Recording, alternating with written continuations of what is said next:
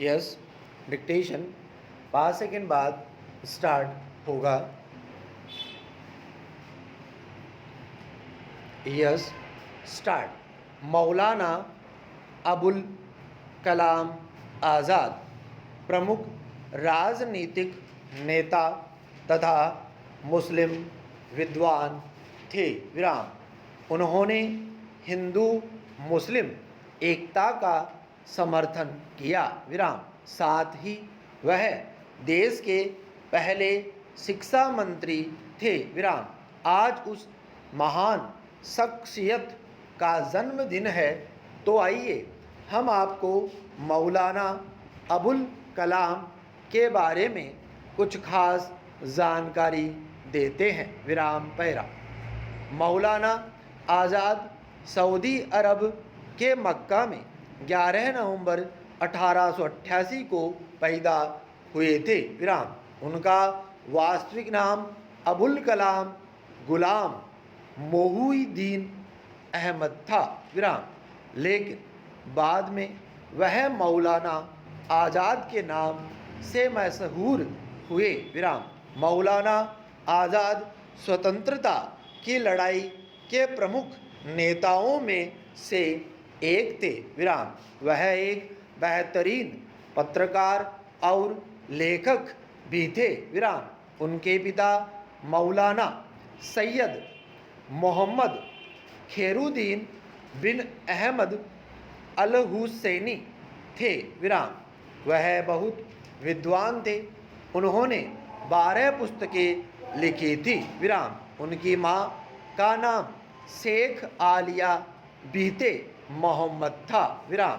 1890 में उनका परिवार मक्का से कलकत्ता शिफ्ट हो गया था। विराम। मौलाना आज़ाद का विवाह खदीजा बेगम से 13 साल की आयु में हो गया था। विराम पैरा।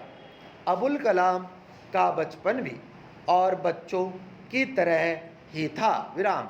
उन्हें खेलने कूदने और तैरने का शौक था। विराम। उनकी याद करने की क्षमता बहुत तेज थी। विराम। सीखने, पढ़ने लिखने और बोलने की इच्छा लगातार बढ़ती रही। विराम। बचपन में अबुल कलाम बहुत शरारती थे। उन्हें तरह तरह की शैतानियाँ करने में बहुत मज़ा आता था। विराम।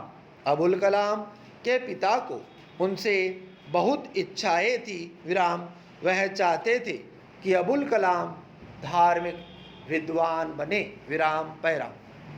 अबुल कलाम ने बचपन में इस्लामी शिक्षा पाई थी। विराम। उन्हें उनके पिता तथा घर में रखे गए एक शिक्षक ने पढ़ाया था। विराम। उनकी प्रारंभिक शिक्षा इस्लामिक विषयों पर ही हुई थी। विराम। इसके अलावा उन्होंने फारसी, हिंदी, उर्दू, बंगाली, इंग्लिश और अरबी की भी पढ़ाई की। विराम।